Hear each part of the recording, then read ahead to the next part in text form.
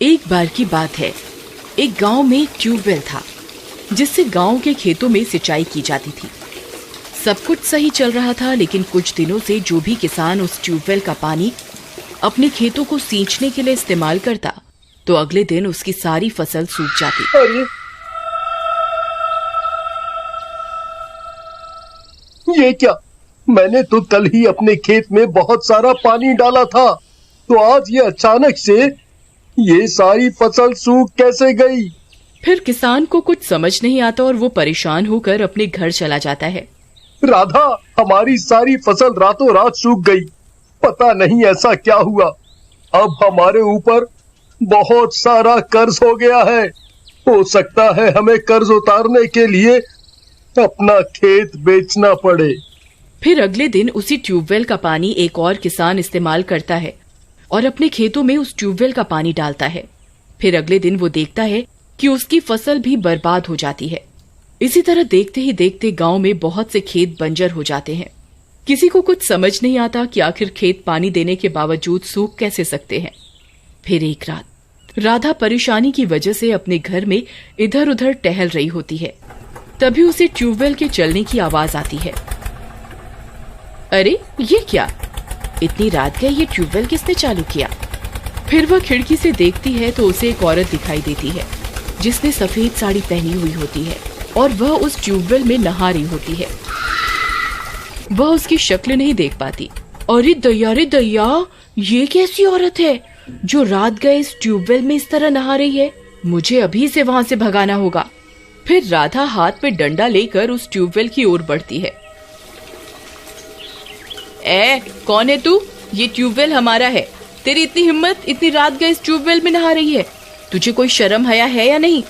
चल अभी के अभी इस ट्यूबवेल से बाहर निकल, नहीं तो एक डंडा मारूंगी, सब अकल ठिकाने आ जाएगी। राधा की चेतावनी देने के बाद भी वो औरत उस ट्यूबवेल से बाहर नहीं निकलती। अरे दैया रे, कितनी बेशरम औरत है। मेरे इतना बोलने के बाद भी इसे कोई फर्क नहीं पड़ रहा।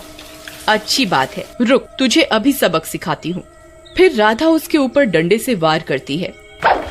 उसके डंडा मारते ही वो औरत पानी के अंदर गायब हो जाती है। अरे नास मिटी, कहाँ चली गई, कहाँ छुप गई? कितनी देर पानी में छुपी रहेगी? सांस लेने के लिए बाहर तो तुझे आना ही पड़ेगा। मैं भी देखती हूँ तू कितनी देर तक इस पानी के बाहर नहीं आती। फिर राधा वही डंडा लेकर उसके पानी से बाहर निकलने का इंतजार करने लगती है, लेकिन 15 मिनट होने के बावजूद वो औरत पानी से बाहर नहीं निकलती। अरे दैया रे दैया, ये तो बाहर ही नहीं निकली, कहीं पानी में डूबकर मर तो नहीं गई। हे भगवान, अब मैं क्या करूं? फिर राधा डंडे को पानी के अंदर घुमाना शुरू करती है ताकि उस औरत का पता लग सके। अरे नास मिटी, कहाँ गायब हो गई? कहीं तेरे खून के जुर्म में पुलिस मुझे पकड़ कर ना ले जाए। फिर बहुत देर तक पानी में डंडा चलाने के बावजूद उस औरत की लाश नहीं मिलती। फिर वह डर के मारे भागती हुई वापस अपने घर जाती है और शामू को पूरी बात बताती है। हे भगवान, ये क्या हो गया? राधा, कहीं तुमने उस औरत को जान से तो नहीं मार दिया? चलो, हमें अभी खेत पर जाना होगा। फिर वे दोनों खेत की तरफ जाते हैं और ट्यूबवेल में उस औरत की तलाश करने लगते हैं। वे दोनों ट्यूबवेल पर खड़े होकर डंडे से उस औरत को तलाशते हैं, लेकिन उस औरत का कोई नामो निशान नहीं मिलता। अजी, एक काम कीजिए, आप इस ट्यूबवेल के अंदर जाइए और उसकी तलाश कीजिए। फिर शामू उस ट्यूबवेल के अंदर कूद जाता है और उस औरत को अपने पैरों से ढूंढने लगता है। अजी, ये पैरों से क्या तलाश रहे हो जी? पानी के अंदर जाके क्यों नहीं तलाश करते? फिर शामू पानी के अंदर जाकर उसकी तलाश करता है। राधा कुछ देर तक वहीं इंतजार करती रहती है, पर शामू पानी से बाहर नहीं आता। अजी, कुछ मिला आपको? अजी, सुनते हो? अब आप कहाँ गए जी? हाँ जी, सुनिए। राधा बहुत घबरा जाती है।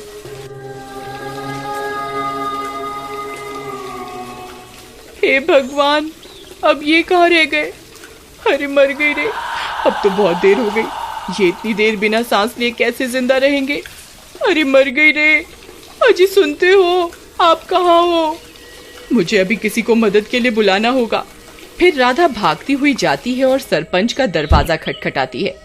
अरे सरपंच जी, सुनिए, जल्दी बाहर आइए ना, मैं तो बहुत बड़ी मुसीबत में फंस गई हूँ। अरे क्या हुआ राधा? तुम इतनी घबराई हुई क्यों हो? क्या हुआ? फिर राधा सरपंच को पूरी बात बताती है। ऐसा कैसे हो सकता है? उस ट्यूबवेल की गहराई तो मात्र 4 फुट ही है। भला उसमें कोई कैसे डूब सकता है?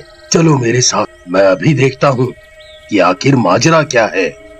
फिर सरपंच अपने साथ कुछ गांव वालों को लेकर ट्यूबवेल की ओर चल देता है और कुछ ही देर में वे सब वहां पहुंच जाते हैं। हरिया, जरा ट्यूबवेल में जाके देखो तो क्या गड़बड़ है। फिर हरिया ट्यूबवेल में उतर जाता है। तभी अचानक से हरिया भी ट्यूबवेल के अंदर डूब जाता है और बाहर नहीं आता।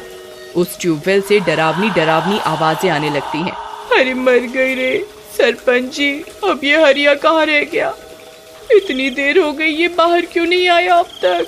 अरे हरिया, तुम कहाँ हो? हरिया, हरिया, क्या तुम मुझे सुन सकते हो? हरिया, अरे कमबख्त, कहाँ मर गया? बाहर क्यों नहीं निकलता? कालू, बहुत देर हो गई, हम और इंतजार नहीं कर सकते, नहीं तो बिना सांस के हरिया मर जाएगा। तुम जल्दी ट्यूबवेल में जाओ और उसे बाहर निकालो, कहीं वह बेहोश ना हो गया हो। सरपंच जी, रामू को बोल दीजिए ना, मुझे थोड़ा जुकाम हो रहा है और पानी भी ठंडा होगा।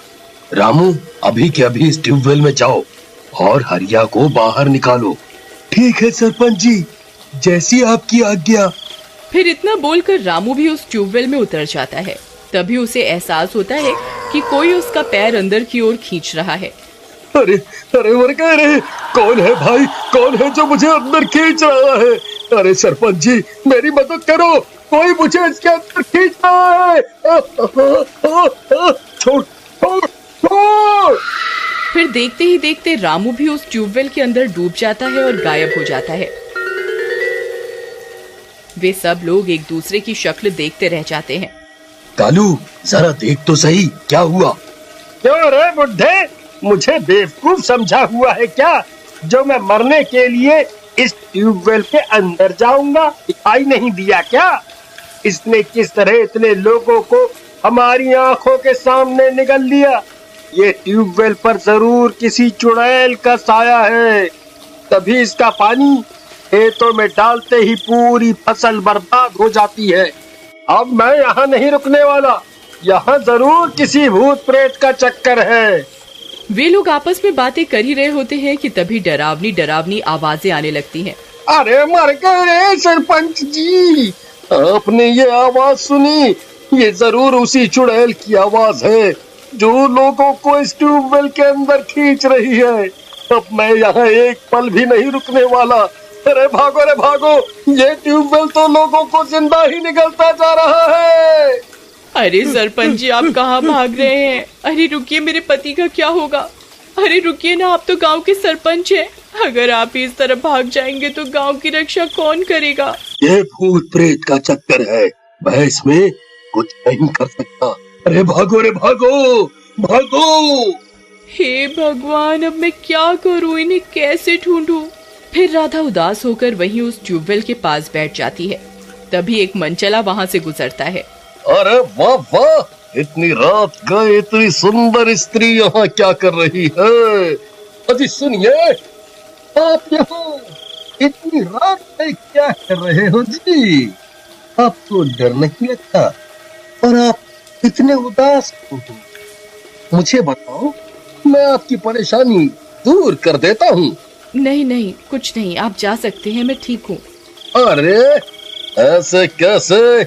अब तो मैं आपको अपने साथ लेकर ही जाऊंगा। हाँ। फिर इतना बोलकर वह मनचला उसका हाथ पकड़ लेता है और उसके साथ जबरदस्ती करने लगता है। चल चल मेरे साथ, चल। अरे ये मैं किस मुसीबत में फंस गई। अच्छा बाबा ठीक है, मैं तुम्हारे साथ चलती हूँ, लेकिन मेरी चप्पल इस ट्यूबवेल में गिर गई है, जरा वो तो निकाल दो। ले, इतनी सी बात, अभी निकाल देते हैं। फिर जैसे ही वो चप्पल निकालने ट्यूबवेल में उतरता है, कोई अदृश्य शक्ति उसे भी अंदर खींचने लगती है। अरे ये क्या हो रहा है? अरे अरे कौन है? कौन है? जाओ! और देखते ही देखते वो मनचला भी उस ट्यूबवेल के अंदर समा जाता है। अगर आप आगे की कहानी देखना चाहते हैं तो प्लीज कमेंट बॉक्स में जरूर बताएं।